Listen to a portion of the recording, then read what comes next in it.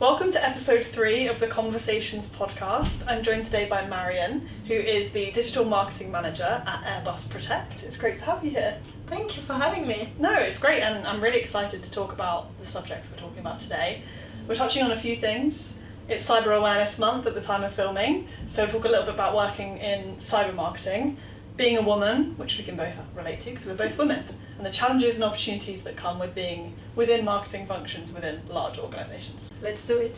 So cyber is often quite a complex space. What has been the hardest part about making sure your marketing is engaging and clear? See more and more AI content nowadays on every type of platform and everything. So to stand out, what I think works the best is people, because that's something that you can't do with an algorithm.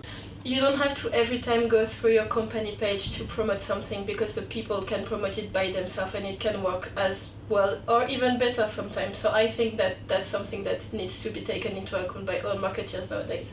Yeah, I mean, we've actually been using a lot of thought leadership ads ourselves at the lorries. So we're marketing through the people with authentic voices. Are you seeing that you're doing more of that at Airbus Protect as well? Absolutely. Like, we want to put our expertise forward, and what works better to put your expertise forward than experts talking about what they do, what they love, what they're passionate about, and it transfers through them that our company is also an expertise in itself. And like you say, people are being bombarded with AI generated, very vague marketing messages now that are very inside out. So the company's thinking about what they want to sell and trying to sell it through generic messaging.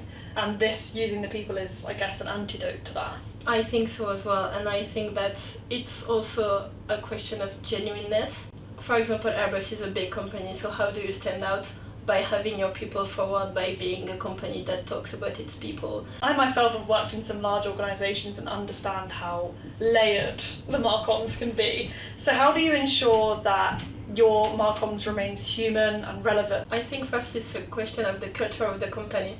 Airbus, as I said earlier, also put an emphasis on its people a lot, and the fact that we are a subsidiary, it's way easier to talk to people who are really, really agile. It's one of our company value actually. Every person in the company is one call or one chat away. You can always go to the people directly, which is also easier to have real life and real business cases experience for the people that we put the message out there for. So obviously, being a subsidiary of the larger Airbus, there's always sort of that like one big global message that they want to be communicated. But even beyond just being a subsidiary, there's also the regions and the nuances between regions to consider. Have you seen a time where executing things differently per region has paid off? All the time actually, because every region and every country has its way to consume content and its way to also create content. So for example, we try to do more and more videos because that's what sells and that's what everyone wants to do. But for example, in Germany, for us, it doesn't work at all. So we try to do more visual content and more straightforward content for our specific campaign in Germany, and it pays off usually. And it's really an amazing feeling when something clicks with the audience within this specific region and you say, oh, I finally get them, and that's amazing. Yeah, and I think there's a lot to be said for that sort of sandbox test environment that I feel like we perpetually have as marketing people. Absolutely. It's constant testing. So how did you find out that Germany didn't like video? It was just a sort of analytics of the same video across regions? Yeah, exactly. So we try to push the same content, but maybe with the copy in German so that it still feels close to the country. But I think it just depends on the content and how people receive it. So as you said, it's an endless circle of trying and testing and learning, and that's also what I love about our job. It's because with analytics you can always tell if something works, if something doesn't, and you learn every time. Yeah, and it's interesting as well, like talking about the fact that video is the thing, but is it the thing, or is it just that we see a lot of maybe more American people on LinkedIn, for example, saying this is the next big thing in marketing, this is where all the attention is, and actually, like you say, that doesn't apply across regions. Yeah, I think sometimes also sticking with the basics can work for a certain audience. For example, in cybersecurity, oftentimes when it's too much marketed, let's say, with a cute bow on it, people don't relate to it and they say, okay, that's not for me, that's not what I expect. So basically, as you said, sometimes there will be trends, but you don't have to always follow the trend. You also have to do you. So it's Cyber Awareness Month right now as of filming. Whether or not I'll get it edited in time to be published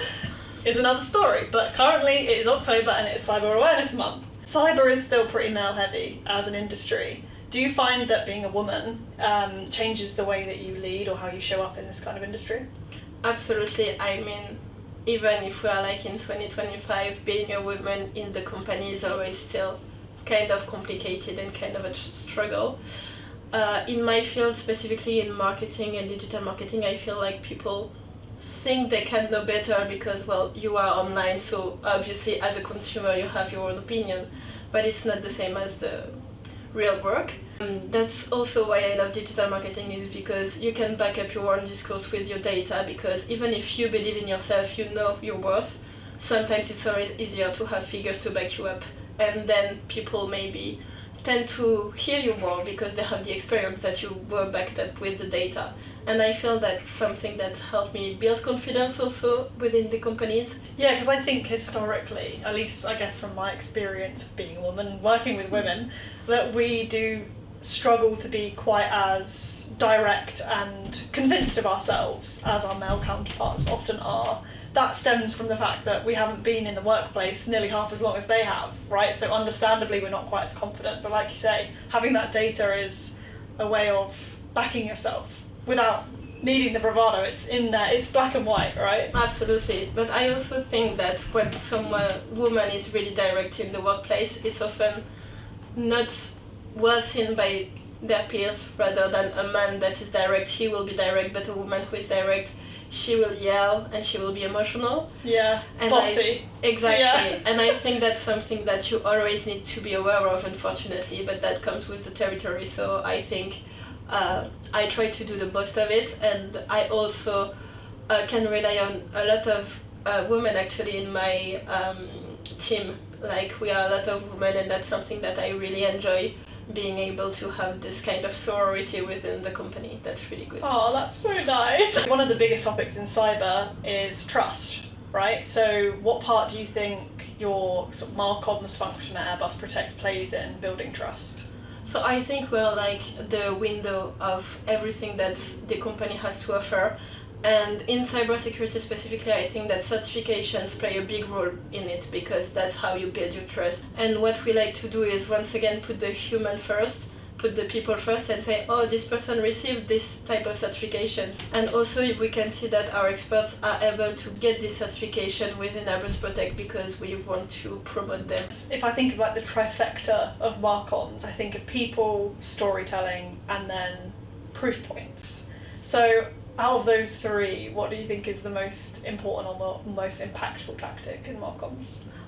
Obviously, I will answer that all three are important to me, and I think that it's not one or the other, it's all of them at the same time with various touch points, so that you can grab the attention of the audience every chance you get.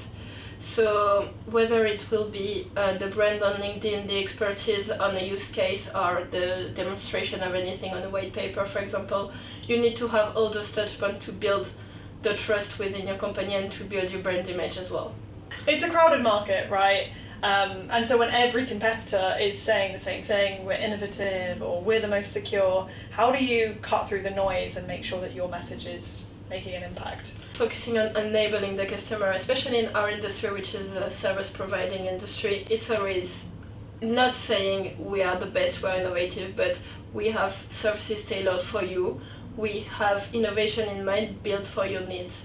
I always want to put the customer at the core of every messaging and put out there. That's hard in B2B. It's sometimes tricky, you get sort of lost in the B2B world of speaking a very niche language to other people who understand your very niche language.